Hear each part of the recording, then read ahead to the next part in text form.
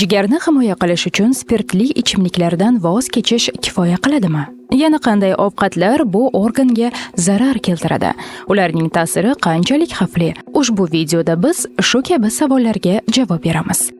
Doktor Uz ilmga asoslangan sog'lik maslahatlari. Ro'yxatimizdagi ko'plab oziq-ovqatlar sizni hayratda qoldiradi, ammo ularni iste'mol qilishni cheklash sog'ligingizni saqlab qoladi. Demak, o'z navbatida savol tug'iladi: jigar nimadan aziyat chekadi? Bu savolga javob aniq ko'rinadi. Jigar tanamizni qayta ishlangan ovqatlar, ichimliklar va dori-darmonlardan tozalash uchun javobgardir. Shunga ko'ra, bizning jigarimiz asosan tanaga kiradigan kimyoviy birikmalar, jumladan bizning dietamizning asosi bo'lgan mahsulotlardan zarar ko'radi. Demak, muammo faqat spirtli ichimlikda emas. Biz sevadigan va hatto sog'lom deya hisoblaydigan ko'plab ovqatlar jigarni asta-sekin o'ldirishi mumkin. Fast food zararlimi? Burgerlar, kartoshka fri va boshqa mashhur oshpazlik mahsulotlari jigarga jiddiy zarar yetkazishi mumkin. Sababi ularning tarkibida trans yog'lar, shakar, tuz va turli xil hid beruvchilarning ko'pligidadir. Darhaqiqat, fast food mahsulotlari bizning dietamizning deyarli barcha salbiy tarkibiy qismlarini birlashtiradi. Yog'lar qanday ta'sir qiladi? Ortiqcha yog'ni iste'mol qilish jigarning ko'proq yuklanishiga sabab bo'ladi. Shu sababli to'qimalarning degradatsiyasi boshlanadi. Bu organning funksiyasi uchun javobgardir. U yog' to'qimalariga aylanadi. Uzoq muddatda bu jigar sirroziga olib kelishi va hattoki saraton xavfini oshirishi mumkin. Shakarning bunga qanday aloqasi bor deysiz? Yog'lar va shakarlarning so'rilishi bir-biri bilan chambarchas bog'liqdir. Jigarga yukning ko'payishi glyukoza so'rilishini buzilishiga olib keladi.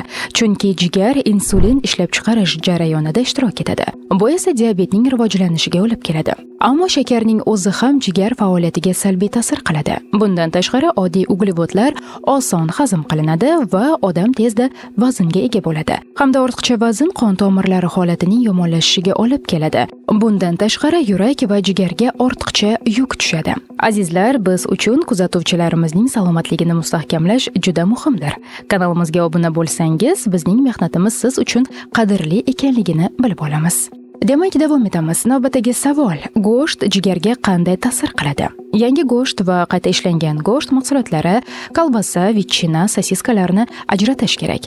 Qayta ishlangan go'sht 2 baravar zararlidir, chunki uning tarkibida bo'yoqlar, konservantlar, ko'p tuz va shakar mavjud. Ammo yangi go'sht ham afsuski ko'rinadigan darajada zararsiz emas. U juda ko'p oqsilni o'z ichiga oladi va dietada ko'p miqdorda go'sht jigarga yukni sezilarli darajada oshiradi. Bunday ta'sirning natijasi aniq: jigarda yog'li gepatoz rivojlanadi. Yana bir savol: jigarni yana nima o'ldirishi mumkin? Bizning ro'yxatimizda eng ajablantiradigan narsa sut va un mahsulotlari. Ko'rinib turibdiki, sut sog'lom mahsulotdir, chunki uning tarkibida juda ko'p kalsiy va fosfor mavjud. Ammo shu bilan birga u juda ko'p yog'larni o'z ichiga oladi. Jigar ularni qayta ishlashi kerak va undan ham ko'proq pishloqlar hamda muzqaymoqlarda ham mavjud bo'ladi. Bundan tashqari, muzqaymoq shakar manbai ham hisoblanadi.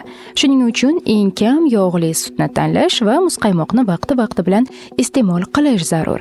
Un mahsulotlari esa dasturxonimizning kundalik mehmonidir. Agar ular butun don unidan tayyorlangan bo'lsa, unda ularni sog'lom deya hisoblash mumkin. Chunki bunday un qimmatbaho birikmalarga, shu jumladan kletchatkalarga to'la. Ammo tozalangan oq un bu birikmalarning ko'pchiligiga ega emas. Bu tez uglevodlar bo'lib, diabet hamda ortiqcha vaznning rivojlanish xavfiga olib keladi, hamda jigarga yukni oshiradi. Bunga shuningdek guruch kabi tozalangan donlar ham kiradi. O'z navbatida haqli savol tug'iladi: qo'shimchalar haqida qanday ma'lumotlarga egamiz? Biz allaqachon shakar haqida ma'lumot berib bo'ldik, ammo sanoat mahsulotlarining aksariyati tuz, konservantlar va xushbo'y moddalarni o'z ichiga oladi.